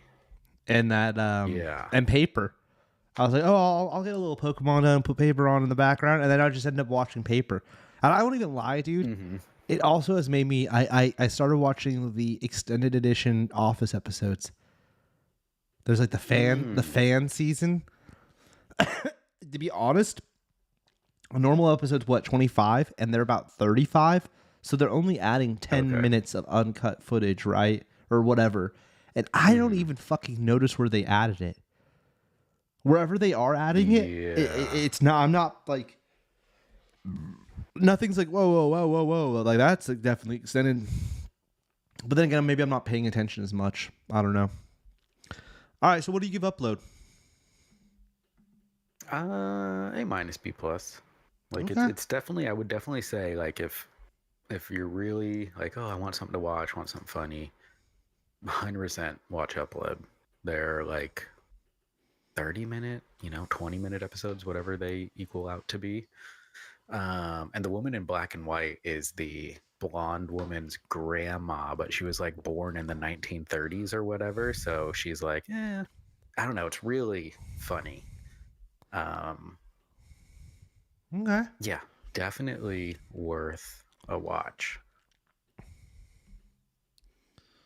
All right. Oh, I had both these. That's actually what I wanted to put the title as. I fucked up. All right. I'm going to say something weird, but I thought that these two movies were kind of similar. Maybe it's because they both use these big over-the-top practical effects in them. Not necessarily storyline. I think it was just the weird practical effects. All right, let me go with substance first off. Was the movie awesome? Yeah, it was definitely awesome. And I think 20-year-old Tubi would have fucking loved this. Like coming out of high school, early 20s, Tubi, when I was super into movies and collecting the DVDs and doing all that, I would have loved this movie. I think the ending of this movie gets a little too over the top. I think they had a really good flick on their hands up until that ending, in my opinion. This is going to sound weird. The movie was never at all grounded, but it somehow kind of felt like it was, even though there's a person climbing out of her back, right? But then when that monster starts stapling the face on itself, and then it goes back to that thing, and then the guy hits it with the stick for no fucking reason, really, and the head disappears, and then another head pops out. That's when I was like, okay, this movie's gone. Like, it felt the same way as Weapons when they start chasing the lady at the end. Sorry if you haven't seen Weapons or whatever. That doesn't really reveal too much, whatever. But I was just like, man, what the fuck? Like, what was that all about? And like, the thing to me in this movie, and maybe this is just me doing a Tubi rewrite of the film, but I felt like the real thing of this movie would have been for the hot chick who was banging hot. Like, don't get me wrong, Margaret Quayle or whatever the hell, she's phenomenal in this movie. It is way too sexual, to be honest. It was just like that other movie from last year that was way super sexual, where she's banging her shoes together and slapping her vajayjay. In this movie, she's like dry humping the floor for half the film. It's bizarro. But if she would have killed Dennis Quaid, I don't know why, Jerry, that was what I thought was going to go on. Because it felt like Demi Moore wanted revenge against Dennis Quaid for pretty much firing her when she was too old. She's this Hollywood star who has a star on the Walk of Fame. When she comes back as a young hottie, the best she does is go get her shitty job. I was just kind of confused by that because, like, wasn't that the bottom of the barrel for her was being on that aerobics show? She was a Hollywood star. I don't know. I thought that was the one thing I was like, that's where the movie... I don't know. I still loved it. I still thought it was awesome. The scenes that you do get are fucking killer. I just think it would have been badass if the young version Sue would have killed Dennis Quaid's character, and then Demi Moore's character would have killed the boyfriend. because when he's out front and he bumps into her and starts yelling at her, and then she like death stares her. That's when I was like, oh, she's gonna kill that dude. She's gonna kill that motorcycle homie. And then I think there could have been this weird like Romeo and Juliet-esque thing at the ending. So yeah, I rewrote the ending to what I think would have been a cooler ending. But other than that, it's a really good movie. I don't know. It's still like I still think it was A. I wouldn't give it an S. I'd give it an A. I give it a solid A. Yeah, I enjoyed watching it. Hated the scene of Dennis Quaid eating the micro lens, like tomatoes or whatever that was. Shrimp. That was awful. Shrimp. Yeah, that was terrible. Hated that. Yeah, very visually visceral movie in that sense. But yeah, I don't know. It's definitely interesting. Definitely worth a gander. Well, it's super art housey with like just the way it's shot and like yada yada. Like this whole thing when this old guy comes popping back up, and it's supposed to be the dude from the hospital scene in the beginning of I don't know, like some of this movie felt a little like a real low budget art house film. Some of it did. But then the special effects like were pretty phenomenal. Like all of it looked great. Dude, when she's really old and running down the hallway, like, dude, there's a bunch of scenes in this that really creep me out. Yeah, I really like the movie. Be careful scrolling through those pictures. Okay, that's good. Good heads up, Chair. Good heads up. I didn't even think about that. I'm sure there could be monsters or other stuff. Okay. Yeah, I imagine there's like the sexual pictures or whatever. Sexual or the monster ones with hella blood.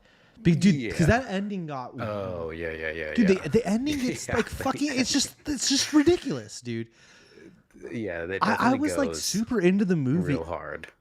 Dude, when it started stapling it to its face and putting on the earrings, I thought, and like I was like, oh, what? Yeah, definitely lost me a little bit with the ending, but it was like, all right, fine. You know, you're really committing to it at that point. But yeah, it was super silly. If they were gonna do that, I feel like she needed to look more. This is gonna sound horrible. This is gonna sound so horrible, but she needed to look more possible and feasible. Like, still make them look pretty, messed up or whatever, but it needed to be feasible.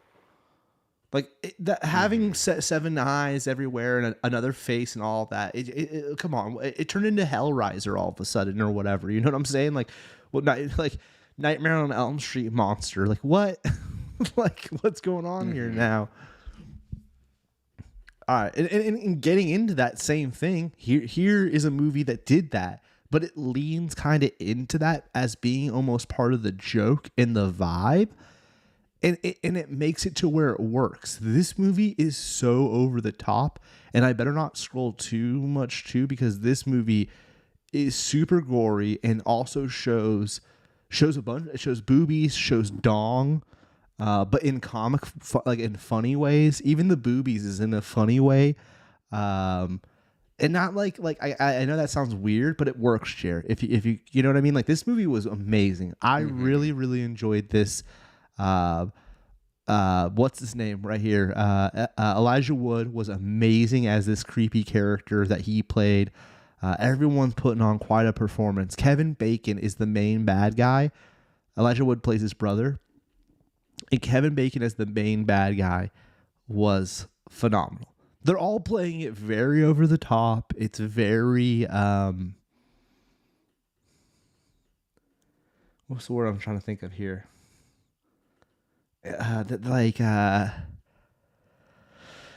not coming to me right now, but it's clearly they're doing a bad job, but it's supposed to be bad. What is that? There's a term for that. I can't think of it right now, but it works. It works. Like campy? Or? Yes, campy. It's very campy. But I feel like this is gonna sound crazy, but homie playing playing this character, and now him going from a normal sized human to being a tiny person, the Swamp Thing, or I mean, the toxic. I don't know why I said Swamp Thing. Toxic Avenger being now a tiny person, it super works for some reason. I can't explain it. Like you gotta like see it for it to make sense. Because the Swamp Thing was kind of like he got picked on and then he gets knocked into the toxic ooze or whatever. So then him being a tiny guy or whatever kind of like adds into that element in a way. They do some psychedelic stuff. It's definitely a low budget movie. If you get an opportunity to see Didn't they make this like a while ago too? Yeah, they made it like 3 or 4 years ago, and they were looking for like distribution rights, I think. Oh, they made it 2 years ago. And they've been looking for distribution rights, so it just hit theaters recently.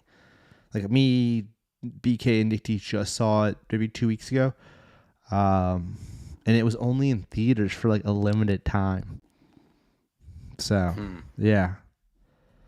But it was cool, man. I hope it hits streamers and like people got a cult classic, and it picks up after the fact. Yeah, the release date was August 29th, 2025. But if you scroll up to the top, it says it was, 2023 it was shot or whatever. Yeah. Yeah. I'd give it an A.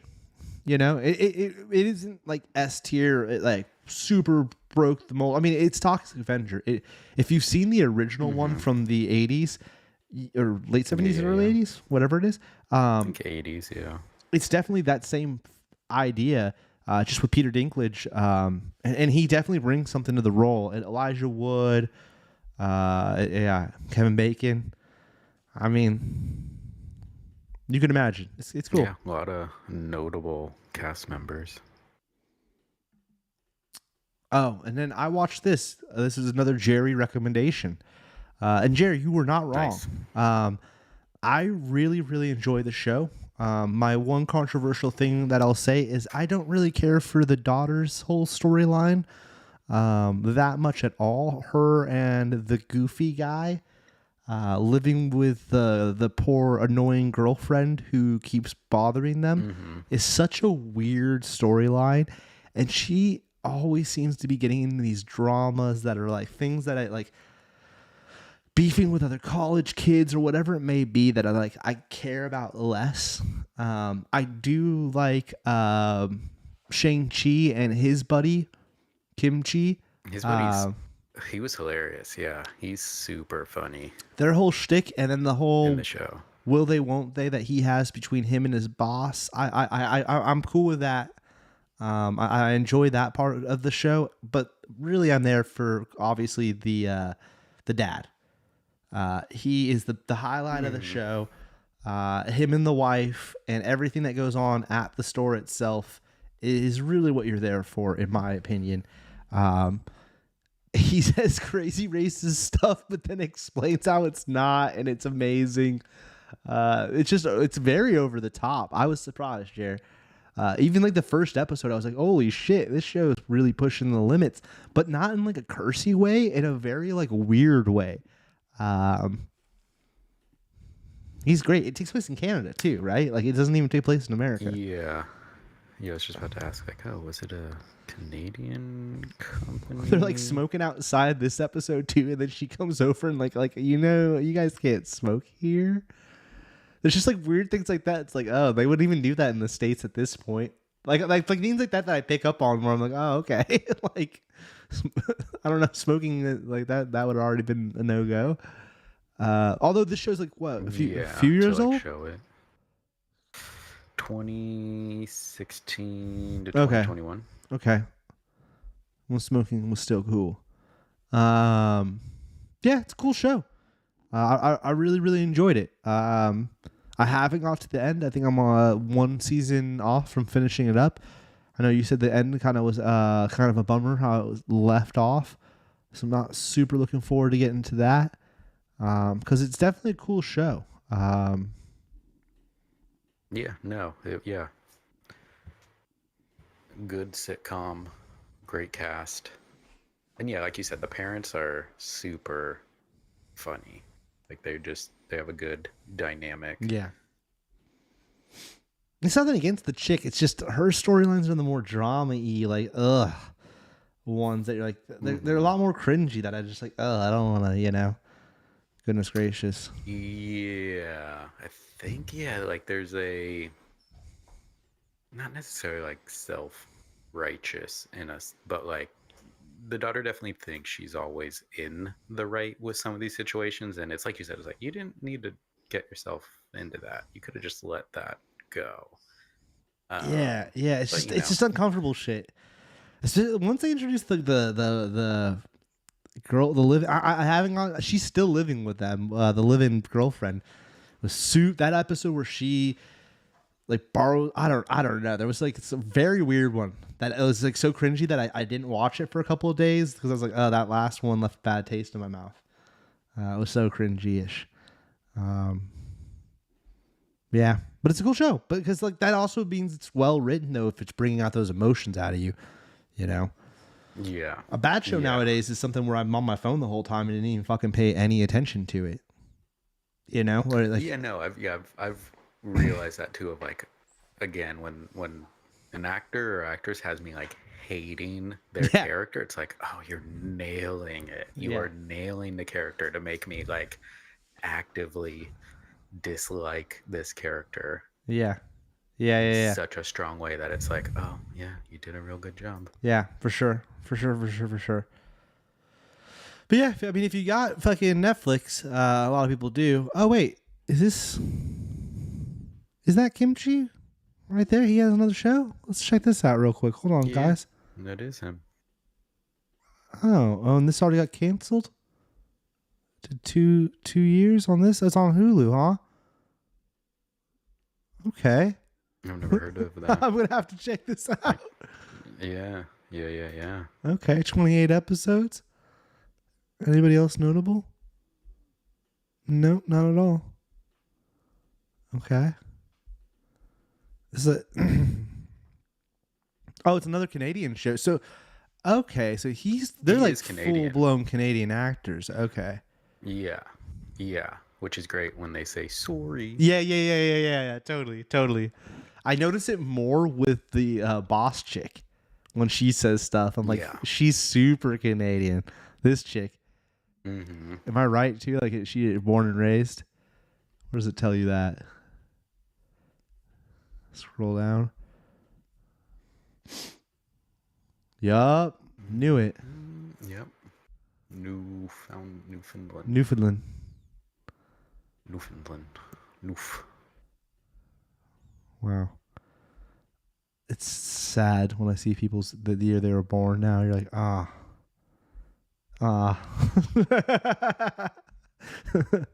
right. And then, oh, shit. I forgot about this. I watched this a hot minute ago. This is like the first thing I watched after the last time we talked about stuff like this on the show. This movie was not that bad in the grand scheme of Eddie Murphy movies in the last, this last round of Eddie Murphy movies we got. There's the original Eddie Murphys. Then there's the I make movies with Disney and kid movies, Eddie Murphy. Then he took a long break. Then he's come back and he's been making movies maybe the last, 10 years. And in this last 10 years, there's been a lot of remakes of stuff he did before that sucked. Like, Beverly Hills Cop, Coming to America, you name it. He kind of destroyed it. This one, that Tower Heist movie he did with Ben Stiller, trash. I watch anything Eddie does. Big Eddie Murphy fan, if you don't know. I like Pete Davidson too. I'm always a fan of the Pete. I think he gets a bad rap. I enjoy his work. So I was happy to see this movie. Andrew Dice Clay plays the other role. Their dispatch guy is Andrew Dice Clay, which I hadn't seen. I don't think I've ever watched a movie. I know who Andrew Dice Clay is, obviously, but I don't know if I've ever seen him in a film before. Or if I have, I can't think of it. Yeah, he definitely hasn't done anything notable in the last 30 years. So yeah, it was interesting to see him pop up in this. Oh wow, that's the only photos they have. No wonder. It's a pretty basic concept. The two of them work for the company that picks up the money, the big metal trucks or whatever, and they're about to get robbed and stuff. And Eddie Murphy's on the verge of retirement. Pete just started. Pete wanted to be a cop. It didn't work out. Eddie wants to retire, and him and Eva Longoria are going to make their own bed and breakfast. That's the storyline. The 90% of the movie, I would say 80% of the movie is the two of them just in that truck with funny shenanigans kind of unfolding surrounding them. It's a solid B- movie. For Eddie Murphy at the age he is now and still trying to make comedy films, I enjoyed it. And it's kind of a new premise. Ish. Because there's a little bit of a twist. They're not actually going after the money, whatever. You can imagine there's something else in there or whatever the bullshit. You can imagine where it goes. And then him and Pete end up, it's the classic, like Eddie's the old man and he hates on Pete. Pete's the young guy, it's pretty corny. Like it hits all those one-noters. Like I said, B-. And I'm really only doing that because I love Eddie Murphy that much. Is it really a B-? Probably not. It's a solid C to D ratio film. But I'll give it a B- because I love Eddie that much. What's he up to next? Let's see here. What's he up to? Shrek 5. Pink Panther. Oh, that's right. Fucking Shrek 5. Nobody needs a Shrek 5. Well, Shrek 5... I mean, those are kid films. I'm surprised they didn't make 6 of those off tops to begin with. Like, who cares? Like, sure. People acting like Shrek movies are actually good is always baffling me. It's like, okay, sure, I guess. If you like them, you like them. They're not, like, actually good, or whatever. I don't know. That's a real hot take. Yeah, I've only seen the first one, and then I've seen the... Maybe I need to rewatch them. Film. I did like that last Puss in Boots. Maybe I need to rewatch it. Because I don't remember being that wowed by it, but people seem to fucking love it. Yeah. I think I have the same take of like, that was a kid's movie, but like, yeah, apparently cultural phenomenon. Yeah, I guess. Definitely like, you don't need 5, but whatever. That's what they want to do. I heard they had to push the date back because the internet guessed the plot. Really? And so, yeah, they have to do. It was supposed to come out like next year or something, and they pushed it back to 2027. Wait, what are we talking just about? Speculating Shrek 5. Oh, really? That's wait. You're not really. Mm-hmm. Huh. That they have to reapproach it because they apparently picked a very guessable plot. That seems insane, though, for that to be true. Yeah, who knows? Yeah, everyone was just saying, like, for them to have pushed it a whole year, that they're like, oh, something must have happened. But yeah, I don't know. There was no actual explanation of why they're pushing it back. But yeah, I guess it's supposed to come out next year, but not anymore.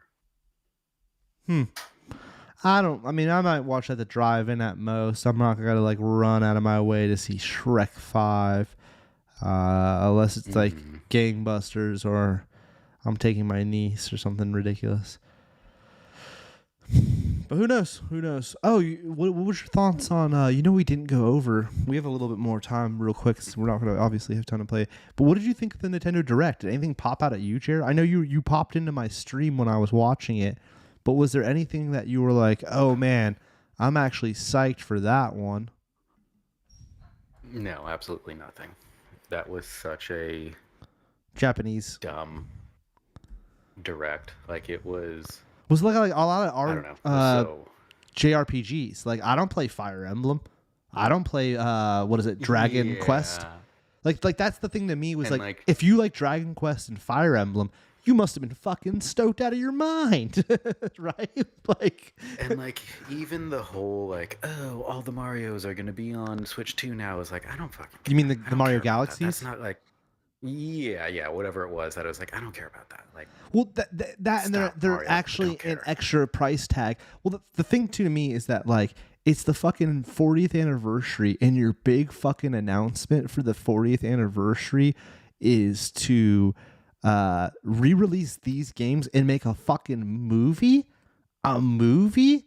You're Nintendo. We don't want a movie. We want a new game, assholes.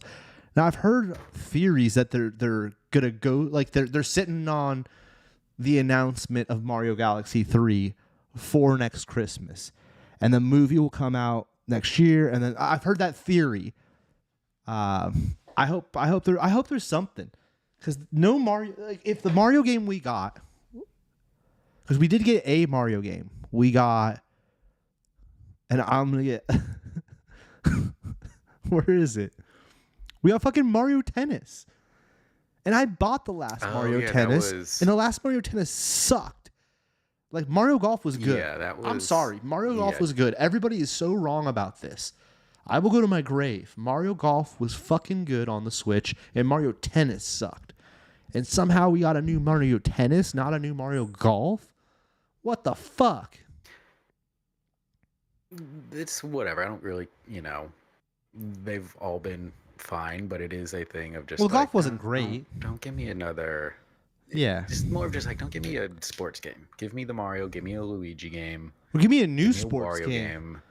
Well, yeah. Give me or that. My or thing, that, Chair, like, Chair, is give me both. We should get one sports game every now and then, and a mainline Mario.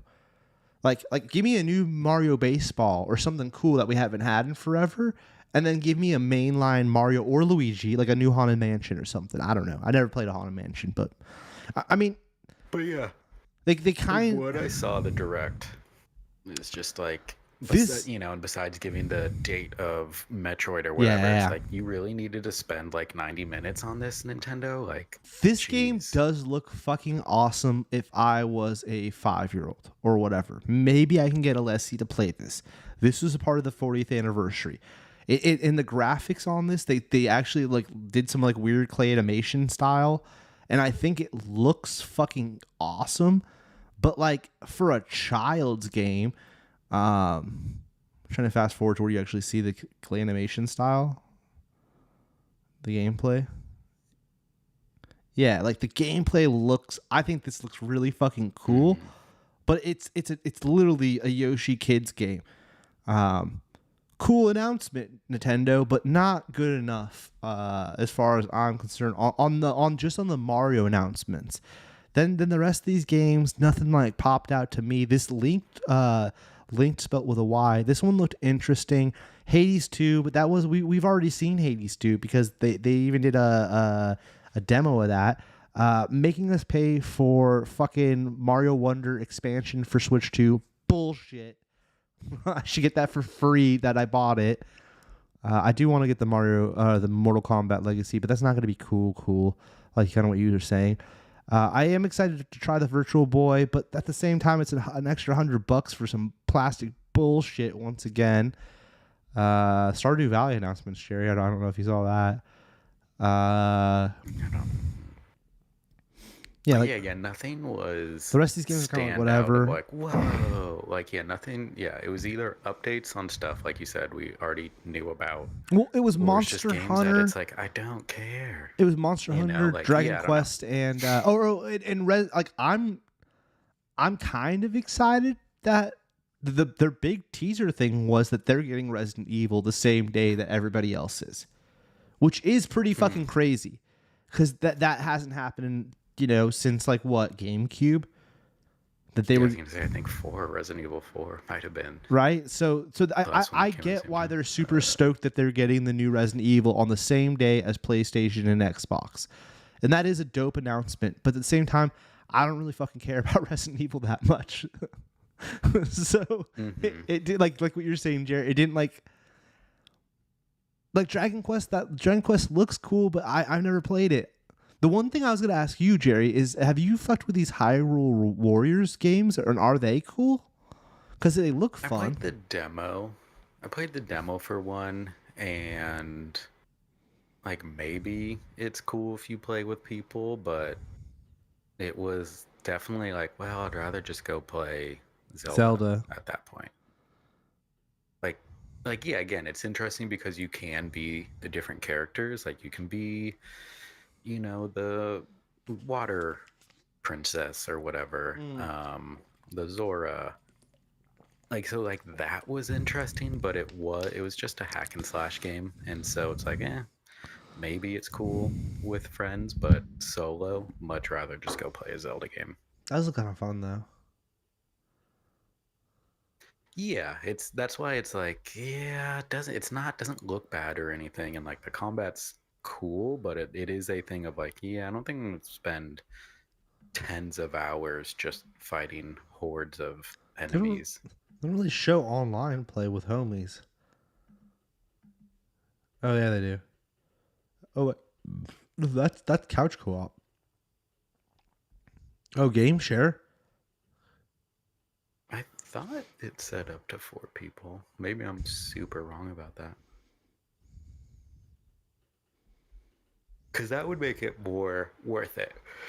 Of the like, yeah, play with more than one buddy.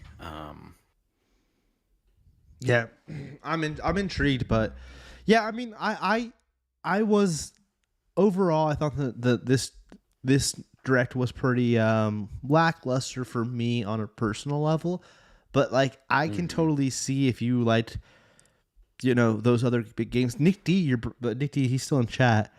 He texted me and told me that I should hop on because there's a bunch of Final Fantasy announcements for Switch. But see, these are things, Jared, for you it doesn't matter. You had PlayStation the whole time, so you why would you give a fuck? But it is cool, I guess, that they are like Nick D was saying that. Where is it? Whatever Final Fantasy's coming is like the good one. He said it was the best one to Final Fantasy play. remake. Yeah, he's like that's right here, right here, Yeah, right here, right there here, next right to here. the linked, yeah. Yeah, Nick D was saying that this is the game to play and that it's awesome that it's coming to Switch and that I should give it a shot. But once again, Jared, when I watched the direct, I don't know that. I was like, oh, Final Fantasy. I don't give a fuck. Where's Mario? You know, it really like what you said it. You really said it, Jared. It was really the Metroid getting a release date was the big announcement for me. Yeah. Yeah, no, I would definitely say check this game out and stuff. Because, as I was telling Nick, one thing that keeps me from like playing a lot of the PlayStation games is not the big TV, because it's like we're watching something or whatever and trying to play the remote. It's just so laggy where it's like, oh, if you can play this handheld on the couch, I for sure would be more interested in tearing through a bunch of these games if I could just sit there and play it and not have to take up the TV and Karina can't watch anything. That would be one selling point for me with these games ported over to Switch. Like, what was the other one? Cyberpunk and stuff. Well, I mean, the big one for me, but this wasn't even at the announcements. This already came out. Was this game? Because I really wanted to play this when it came to PlayStation and Xbox, and now it's already on Switch. It's pretty awesome. I definitely think, like you asked earlier, Jerry, I think this will be the next Switch 2 game I play because that you're looking for. Yeah. And it's kind of like what you said too. Being able to play this handheld and all that is like I'll be able to yeah. I will say that is one thing I really like about the Switch is that you can easily go between TV and handheld. And it's like, I don't want to have to like go buy a Steam Deck or different thing for PlayStation, play these games where it's like, Nintendo does have my interest for that. Well, I'm already in the ecosystem. Well, now with the crossover and all that, they've kind of really fine-tuned it to where it's like, well, I'm happy with being in one ecosystem and just maintain. And I know that's horrible, because that's how they're able to get away with repackaging the same game and selling it to me again twice. So okay, the Batman Lego game is probably the one thing that I was like, oh, okay, Nintendo. Um, Otherwise, everything else I did not care about. But this But wasn't as we always talk the about, Batman Lego game was announced at Gamescom a couple weeks earlier, Jerry. I don't think that was but at. yeah, I don't know if there was. I guess they actually showed gameplay or whatever from Did it here or something. But oh yeah, yeah it yeah. was very minimal stuff that was actually interesting. It was in the partner sizzle reel, I think. But yeah, either way, um, yeah, But yeah, I do and think I Nintendo's. the announcement for the fucking movie real quick. Like then they announced like the actors, and it's like no fucking shit. It's all the same people that was in the movie last time. Like they didn't even We like got the cast back, yeah. guys. And I see Nick D said, actually haven't seen it. "Oh no, this is it's just gonna be homie's gonna pop up, and then the Mario Galaxy logo comes down. You're like, oh shit." I heard someone point this out. I feel like they're rushing to Mario Galaxy a little too fast. Shouldn't it have been Mario Land, then Super Mario Land, and then Mario Galaxy? Like they went Mario Galaxy real fast. You know, like wow.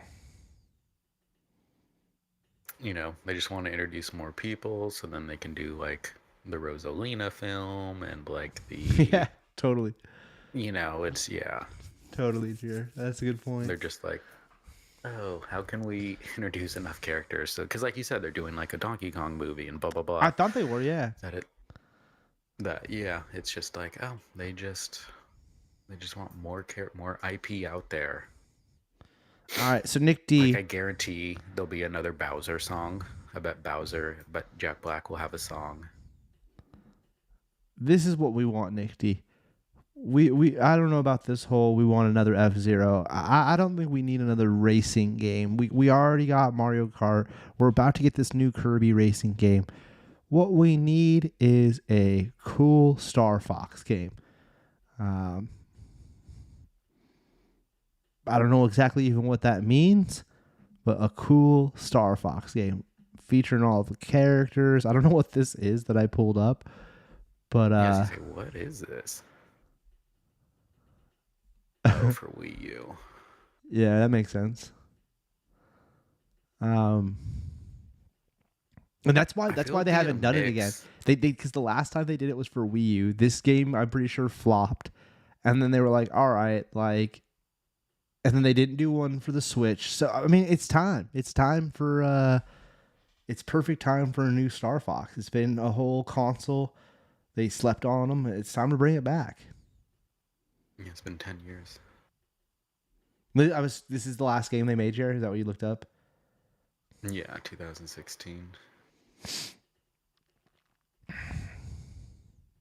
Yeah. And I guess it was based on a never released Star Fox game for Wii.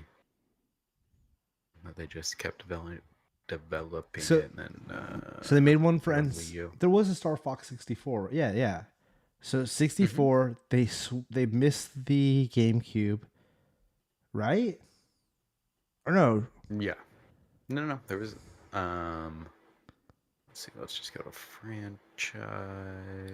Like are they skipping every other console gets a Star Fox game? Is that what I'm trying to get down to? Star Fox for Super Nintendo, Star Fox 64. Oh, so back to back Star there. Fox there was one for GameCube. Star Fox Adventures. Oh, so maybe the it's just the Wii and the Switch are the only ones. There were two for GameCube. Star Fox Assault. Wait. Okay, this was DS. There's one for DS. Star Fox Command. See, I missed out on all the GameCube shit. I hope they bring that stuff to this. 64 3D for 3DS. Yeah, Star Fox Zero. Star Fox Guard was a tower defense game for Wii U. And then Super Nintendo, I guess, had Star Fox 2. Yes. but that got that was canceled, and they've reissued it later. Like you could play Star Fox 2 on the emulator right now on the Switch. Like you can, Jared, if you wanted to. I think I've seen it, but yeah, didn't actually check it out. It's kind of got a cool story. Oh. Just the whole like how it didn't come out and then now it came out later. Anyways, I feel like we've now done our allotted amount of time. I did want to touch on that real quick because we missed it last week. It is interesting. I know what you mean though, Jared. I totally did feel the same way that you did, where it was like there's not really anything here for me personally. Yeah. Actually, I'll be honest. The Donkey Kong DLC really pissed me off, and then them announcing that's when I hopped in the chat. Is when they announced you were talking about that. That really, because I had just finished the game like a couple days earlier, just a few. And it's like, you motherfuckers are now, and then you got to pay for it. If it came for free with the family plan, which I already fucking pay for, I would have been like, oh, that's cool, I'll take it. Then the icing on the cake, I will say Nintendo, and I'm a fucking fanboy, but y'all announcing a Pokemon, I guess this is really Game Freak / Pokemon, but y'all announcing DLC for a Pokemon game that hasn't even come out yet is insane. Insane. The game ain't even out yet, and they were like, here's some DLC. Like, you can see it right here. Yeah, that is pretty wild. You fuckers making DLC. The game ain't even out yet. That's absurd. That's absurd. At that point, it's like, just put it in the game. Yeah, well dude. That's the thing about the Donkey Kong thing. Like, it's way too early. Like, this should have came out like in the spring of next year, in my opinion.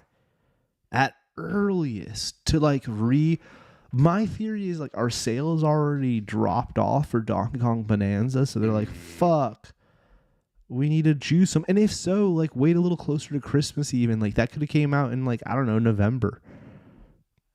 Even that would have been like, space it out a little further between the release of the full length game and dropping fucking DLC. That's all I'm saying, dude. I don't know. I was stoked to see the Virtual Boy thing. I've always wanted to try one, chair. I know this is gonna sound super lame. I've always been intrigued by it. I've never seen one in person. But it's $100 to buy that plastic thing. I may or may not do it. I don't know. Because how often are you really gonna fucking use it? Exactly. Twice. Yeah, twice. Like, yeah, you'll try it out, try it again, and then like, okay. Yeah. That's what I was thinking. Like, I'd almost wish I could rent it. Yeah. Oh, that would be cool. That would actually be really cool. If you could rent it. Like, from Nintendo. I don't know, because I do really want to try it, but it's like, fuck, dude. Because there's no way you're going to really like any of this. Like, I'm going to play each game for fucking 10 minutes, and then I'm going to be like, oh, cool. That was interesting. Like what you just said, Jared. And you're going to be like, all right, I'm done with that. Never doing that again. And then what do you do that? You set it on the ledge? Like, I set it up there, and it sits there collecting dust. Yeah. I don't know. Cardboard model. You could get the cardboard model. There you go. The cardboard model, it's like $30, and at that point, I jump off a bridge. Like, you could make your own. You could your own little box. Yeah, at that point, I might as well just get a shoebox and cut it because some holes in it and just go like that. Like, I might just do that. You know. I don't know. Yeah. We'll see. We'll see. Yeah. See what reviews, how people we'll see feel about it. If how hard is that thing going to be to get? Is it going to be like when they've dropped controllers in the past and it's like, oh, fuck, I take an N64 controller. They would have got my money. But then, like, I couldn't get it when it came out. And then by the time they, like, re-up on them, I don't even want it anymore. You know? Is it going to be the same vibe where it's like, I'll go to, like, fuck it, I'll buy it right now. And then when I go to buy it, it's gone. And then by the time they re-up Probably. on it, it's like Yeah. you're not even into it anymore. You're like, well, that's fucking Yeah, stupid. the moment's passed. Yeah, that it is a like you could have had my money immediately, but Yeah. you're trying to play this scarcity game. Yeah. And it's like I don't care anymore. All right, let's end stream. Appreciate Nick D, Sadizzle hopping in. Alex was in here earlier. We'll be back hopefully next week. Till then,